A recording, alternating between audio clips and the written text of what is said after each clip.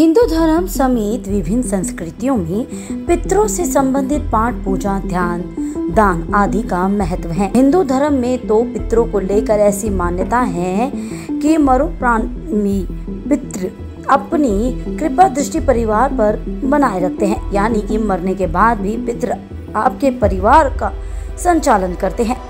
पितृ यदि प्रसन्न होते हैं तो परिवार को सुख समृद्धि का आशीर्वाद मिलता है, लेकिन किसी कारण पितृ नाराज हो जाए तो इससे जीवन में कष्ट आ सकता है। जाने अनजाने में हुए गलत कार्यों से पूर्वज और पितृ कुप्ति होती है, इसीलिए भूलकर भी ऐसा कोई काम न करें जो पितरों को नाराज करे। लेकिन प्रश्न ये है कि पितरों की नाराजगी को कैसे पहचानें और पितरों को प्रसन्न करने के लिए क्या करें। बता दें कि पितृ नाराज होकर आपको कुछ संकेत देते हैं। यदि आपको भी ये संकेत मिल रहे हैं तो समझ लीजिए कि आपके पूर्वज आपसे नाराज हैं। अज्ञात भय और चिंता, आपको या आपके परिवार के किसी सदस्य को अज्ञात भय सताता है या फिर हमेशा चिंता महसूस होती है तो यह पितृदोष का संकेत है। इसका कारण यह है कि आपके पितृ आपसे प्रसन्न नहीं। खाने में बाल निकलना, खाने के दौरान कभी कभार बाल निकलना आम बात हो सकती है, लेकिन अक्सर ऐसा होता है या पहले कोर में ही बाल निकल आए तो समझिए पितृदोष है। दुर्गंध या बदबू आना, साफ सफाई के बाद भी यदि आपके घर से बदबू आए, ये पता ना चले कि आखिर बदबू कहाँ से आ रही है तो ये नाराज पितरों के संकेत है।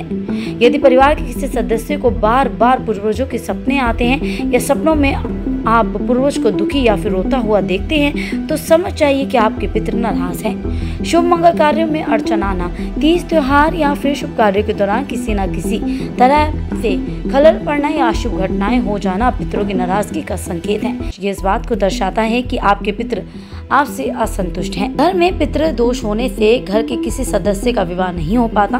खासकर ऐसा तब होता है जब घर पर किसी सदस्य की मृत्यु हुई हो जो कि कुंवारा हो। इसके अलावा किसी दंपति को संतान ना हो तो भी पितृ की नाराजगी हो सकती है। पितरों के नाराज होने पर भी कई तरह की परेशानियों का सामना करना पड़ता है, लेकिन आप कुछ विशेष उपाय को करके अपने पितरों को प्रसन्न कर सकते हैं। पूर्वज नाराज ना हो तो उनके नियमित पिंडदान जरूर करें।